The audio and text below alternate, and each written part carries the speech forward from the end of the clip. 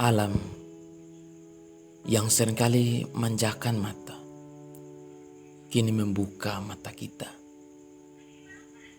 Bahwa alam hanya bagian dari semesta yang rupanya pun bisa berubah. Ya, kita tidak bisa menutup mata akan apa yang telah terjadi di sekitar kita. Kita tahu NTT beberapa hari lalu ditimpa bencana. Hujan deras disertai angin kencang melanda hampir ke seluruh pelosok.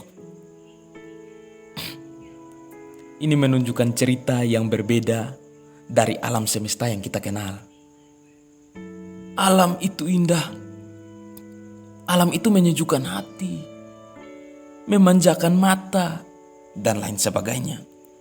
Kini dalam rupa yang berbeda alam hadir, memporak-porandakan sekitar kita, menumbangkan pohon, menghancurkan fasilitas, rumah warga, bahkan menelan korban jiwa.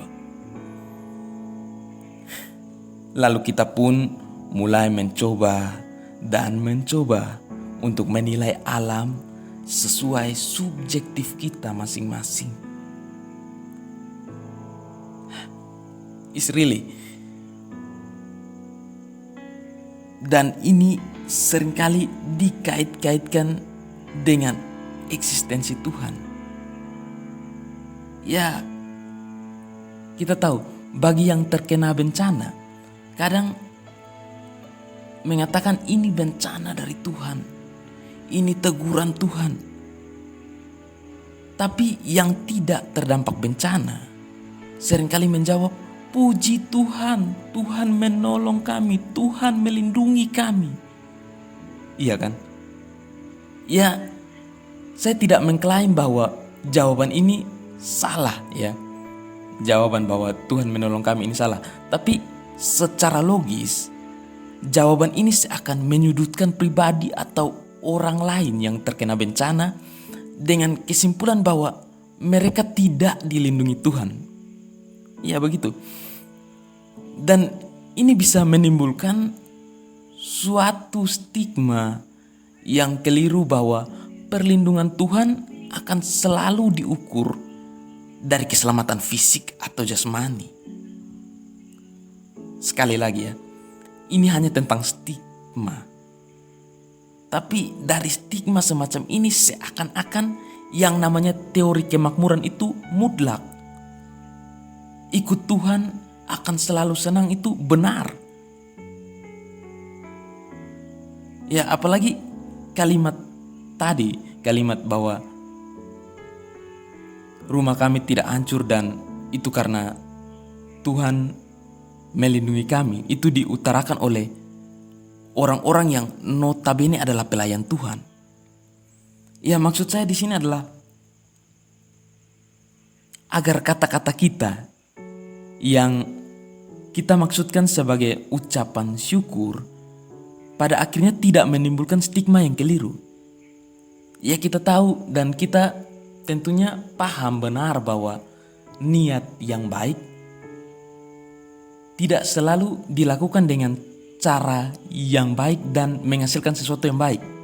Ya, niat yang baik tidak selalu dilakukan dengan cara yang baik dan menghasilkan sesuatu yang baik.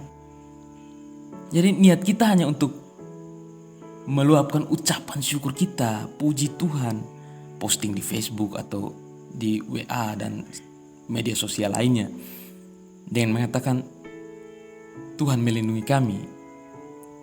Potret yang ada adalah foto rumah kita yang aman dari bencana misalnya. Lalu kita bilang karena Tuhan melindungi, Tuhan menolong. Tapi cara yang kita ambil bisa menghasilkan sesuatu yang tidak baik atau boleh saya katakan bertolak dengan apa yang kita inginkan. Jadi orang bisa menganggap atau mengambil suatu kesimpulan bahwa Tuhan menolong atau melindungi orang sehingga rumahnya itu tidak tertimpa bencana, lalu yang tertimpa bencana seakan tidak dilindungi Tuhan. Ya, itu maksud saya. Jadi kita semua paham bahwa Tuhan menerbitkan matahari bagi orang benar dan orang yang tidak benar.